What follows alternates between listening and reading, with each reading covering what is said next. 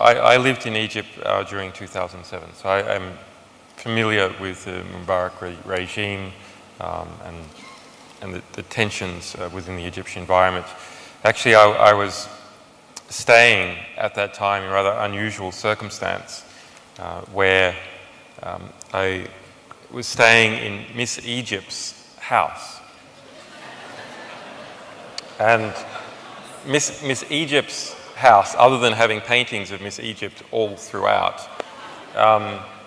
was clustered right between the US Embassy and the British High Commission, with a van outside filled with 24 soldiers in front of my front door. And so for the sort of work we were doing, this seemed to be the sort of the ultimate cover, if you like, to be right nested amongst this. But, you know, Egypt's a very interesting place. At that time, you didn't feel, in most areas of Cairo, the presence of a dictatorship.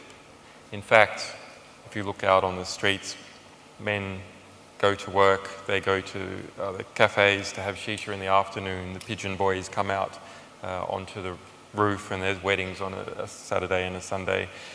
And in fact, the economic basis and the technological basis to Cairo seemed pretty much the same as London, if you compare it to Australian Aboriginals. So, to my mind, actually, if we say that it is democracy that rules and manages the United States, or it is democracy, electoral democracy, that manages and rules London, this is completely ridiculous.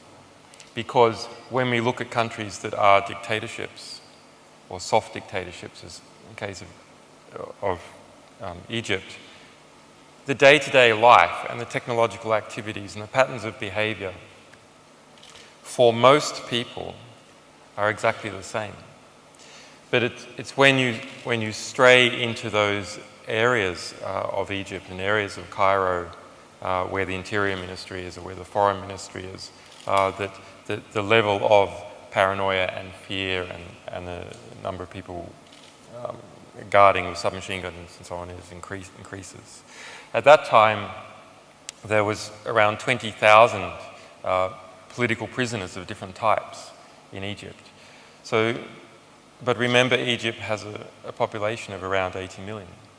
So this is always something that I am aware of when you have an intelligentsia that writes about its problems, because this is the mirror image of the problem we now have with the mainstream press, which is writers always write to their own favour and their own considerations and their own self-interests.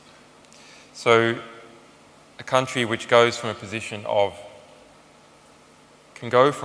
of not treating writers well to treating writers well and not treating everyone else well. By writers, I mean people who have ability to project a voice. So for those 20,000 political prisoners in Egypt, they could gain no traction in the Western press. And yet others, such as in Iran, we hear about all the time. It's very interesting that Egypt was perceived to be a strong ally of Israel and a strong ally of the United States in that region.